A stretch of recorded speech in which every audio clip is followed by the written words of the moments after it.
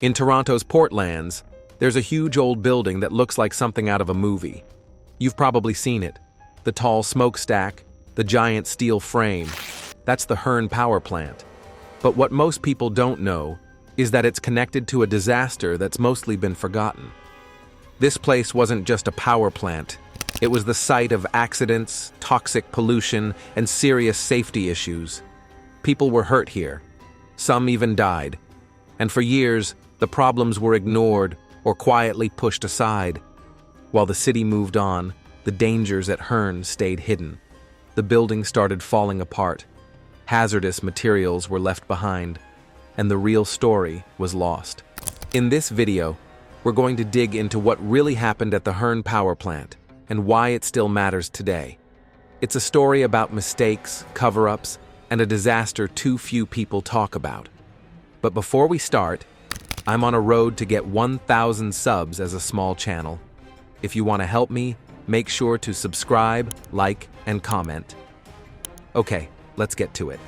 The Hearn Power Plant opened in 1951, right along Toronto's waterfront. It was named after Richard L. Hearn, one of the city's top power engineers. At the time, it was one of the biggest power stations in the country. Its job? To supply electricity to Toronto's fast-growing population. The plant originally ran on coal, which meant big smokestacks and even bigger pollution. Later on, it was converted to use natural gas. But either way, the goal was the same: keep the city powered, no matter the cost. At its peak, Hearn could produce over 1,200 megawatts of power. That's enough to light up hundreds of thousands of homes. The building itself was massive, longer than a football field, with a smokestack taller than most skyscrapers in Toronto. But as the city changed and cleaner energy became a bigger focus, Hearn became outdated. In 1983, the plant was shut down. Since then, it's just been sitting there, abandoned, crumbling, and full of hidden stories. While it was still running, the Hearn Power Plant wasn't just about lights and electricity. It was also a tough and dangerous place to work. Over the years, there were serious accidents and close calls that barely made the news. Workers faced intense heat, heavy equipment, and tight spaces filled with pipes and chemicals. Safety standards back then weren't what they are today. Injuries happened. Some workers were burned, some fell, and others got sick from exposure to hazardous materials. Most of these incidents were kept quiet. Just part of the job, people were told. But the most tragic event came years after the plant shut down. In 2008, a 23-year-old man named Ryan Nijenhuis died after falling through a hole inside the building. He was an urban explorer, someone who liked to explore old, abandoned places. He fell 5 stories down an open shaft. Emergency crews tried to save him, but it was too late. His death shocked the city and raised big questions. Why was the building still open to the public? Why weren't these dangers marked or blocked off? The Hearn plant had become more than just an old power station. It was a trap waiting to be discovered by someone curious enough to enter. When the Hearn Power Plant was running, it burned tons of coal every day. That coal powered the city, but it also filled the air with pollution. For years, thick smoke poured from the smokestack, spreading harmful chemicals like sulfur dioxide, nitrogen oxides, and fine dust particles across Toronto. People who lived near the plant started to notice. On some days, the air smelled like burnt metal or chemicals. For kids and older folks, especially those with asthma or other breathing problems, it was more than just a smell. It was a health risk. Back then, there wasn't much talk about air quality or climate change. But today, we know just how dangerous that kind of pollution is. Coal plants like Hearn contributed to smog, acid rain, and serious long-term health issues for people living nearby. And it didn't stop when the plant shut down. Even after 1983, the site was left sitting, and no major cleanup happened for decades. Experts raised concerns about leftover toxic waste, like heavy metals, ash, and chemical residue that could be in the soil and water. There were also fears about what was inside the building itself: asbestos in the walls, old machinery leaking fluids, and chemicals stored without proper safety measures. Without regular inspections or cleanup, the whole place became a slow-moving environmental threat. Today, even though the smokestack is silent, the damage it caused isn't completely gone. The pollution from Hearn is a reminder that even when a plant stops running, its impact can linger for generations. After the Hearn Power Plant shut down in 1983, the building was mostly left alone. For years, no one seemed to know what to do with it. It became a massive, empty shell, dark, broken down, and full of hidden dangers. Inside, the structure started falling apart. Floors weakened, walls cracked, and rust spread across everything. Some of the stairs were so damaged that even trained professionals refused to use them. Asbestos, a material once used for insulation, but now known to cause cancer, was found throughout the building. Other chemicals and industrial waste were likely still inside too. Despite all that, people kept sneaking in.